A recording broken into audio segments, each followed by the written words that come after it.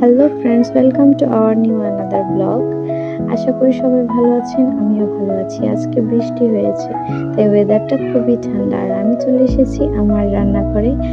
এই হচ্ছে আমার ছোট্ট একার রান্নাঘর। আর আমার রান্নাঘরে এসে দেখি কিছু সবজি আছে। কি সবজি দেখতে চান? চলুন দেখি। এই হচ্ছে কাঁকরোল, 4টা কাঁকরোলই ছিল, আর বাকিগুলো ভাজি করা হয়ে গেছে।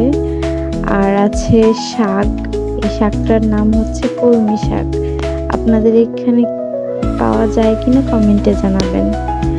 কাঁকরোল দিয়ে আজ একটা মজাদার রেসিপি করবো, তো চলুন। এই যে হচ্ছে কাঁকরোল, আমাদের সবার পছন্দের অপছন্দের, কিন্তু আমার এই রেসিপিটা বানিয়ে খাওয়ার পর আর অপছন্দের কিছু থাকবে না। তো চলুন আমরা দেখি সেই রেসিপিটা কি। তো কাঁকরোলগুলো ভালো করে এখানে খোসা ছাড়িয়ে ধুয়ে নিলাম। ধোয়ার পরে একটা কড়াইয়ে সিদ্ধ দিয়ে দিলাম, কারণ কাঁকরোলটা সিদ্ধ হতে হবে সেই রেসিপিটার জন্য। তারপর দিয়ে দিলাম লবণ দিয়ে গ্যাসটা অন করে ঢেকে দিয়ে দিব কিছুক্ষণের জন্য। তার মধ্যে চলুন আমরা এটার জন্য তৈরি করতে বাকি উপকরণগুলো প্রস্তুত করে নিই। এই হচ্ছে পেঁয়াজ, মরিচ আর হচ্ছে সরিষা। আর এই রেসিপিটার জন্য এই কয়টা উপাদানই প্রযোজ্য। তো আমি কাঁকরোলগুলো সিদ্ধ করে একটা চামচের সাহায্যে তার থেকে বিচিগুলো আলাদা করে নিলাম। মূলত এই বিচিগুলা পিষতে হবে পাটায়, বা আপনারা চাইলে ব্লেন্ডারেও ব্লেন্ড করে নিতে পারেন। আমি পাটায় পিষে নিয়েছি। আর সরিষা, কাঁচামরিচ এবং লবণ একসাথে বেটে নিয়েছি, আর ওই পাশে বিচিগুলো বেটে নিয়েছি। এখন আমাদের পুরটা প্রস্তুত করতে হবে, পুর যেটা ভিতরে থাকবে। তো এখন আমি দিয়ে দিলাম পেঁয়াজ কুচিটা ভালোভাবে ভেজে নিব। ভেজে নেওয়ার পর দিয়ে দিব একে একে সকল মশলা। দিয়ে দিলাম হলুদ গুঁড়ো, স্বাদ মতো লবণ, মরিচের গুঁড়ো দিয়ে কিছুক্ষণ ভাজবো। ভাজার পরে কাঁকরোলের বিচিটা ব্লেন্ড করা যেটা, ওইটা দিয়ে দেব। দিয়ে কিছুক্ষণ শুকনো করে ভেজে নেব। ভেজে নেওয়ার পর যখন এটা গা থেকে কাঁচা গন্ধটা চলে যাবে, ঠিক তখন নামানোর আগে সরিষা বাটাটা দিয়ে দেব। দিয়ে কিছুক্ষণ ভাজতে হবে, ভেজে তুলে নিতে হবে একটা পাত্রে। তারপর আমরা পরের স্টেপটা অনুসরণ করব। তো পরের স্টেপটা হচ্ছে কাঁকরোলগুলোর ভিতরে সেই পুরটা ঢুকাতে হবে।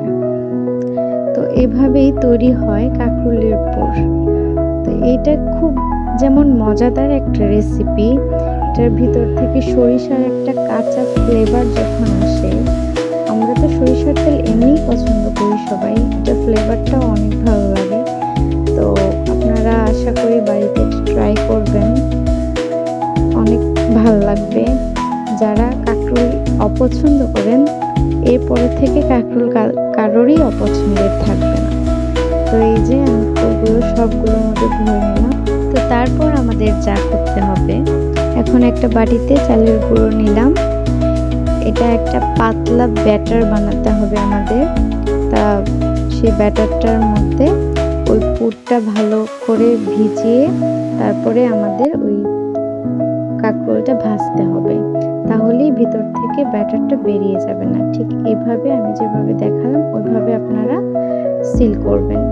এখন আমি তেল দিয়ে দিলাম। তেল দেওয়ার পরে একে একে সবগুলো কাঁকরোল ছেড়ে দিলাম কড়াইয়ে। সত্যি কথা বলতে এর আগে আমি কখনো এটা ট্রাই করিনি, আমার মা করেছে, আমার মাকে আমি হেল্প করেছি। তো আজ আমি সাহস করেই ফেললাম আমার বড়মশাইকে খাওয়াতে। তো রেডি আমার কাঁকরোলের পুর। তো রিভিউটা আমার বড়মশাই দেবে। সে যখন দুপুরে খেতে আসবে তখন তার কাছ থেকে না হয় রিভিউটা চেয়ে নেব, দেখি সে কি বলে আমার কাঁকরোলের পুরটা খেয়ে। চলো। কি এটা? কি খাচ্ছ বুঝো না তুমি? না তো। ভাঙো, ভাঙে খেয়ে দেখো একটু।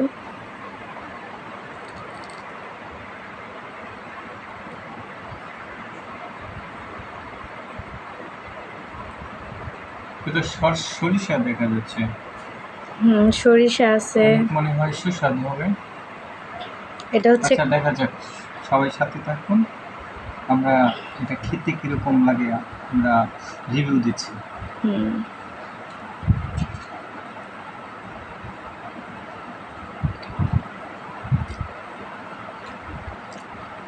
হুম অনেক স্বাদ তো।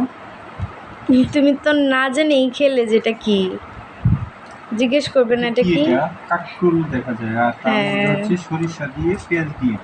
তার মানে এটা কাকরুলের পুরন বলে নাকি? পুর বলে। পুরন আগে খাইতাম ছোট সময়। এটা আগের মানুষে অনেক রান্না করতো, অনেক টেস্ট। আমার মাও রান্না করতো, তাই আজকে ধন্যবাদ তোমার জন্য বউকে। রান্না করলাম। এত সুন্দর একটা রেসিপি, সুস্বাদু একটা রেসিপি খাওয়ানোর জন্য। Thank you. তো ফ্রেন্ডস, বড় মশাইয়ের কাছে তো ভালোই লাগলো, আপনারাও ট্রাই করবেন। বাই।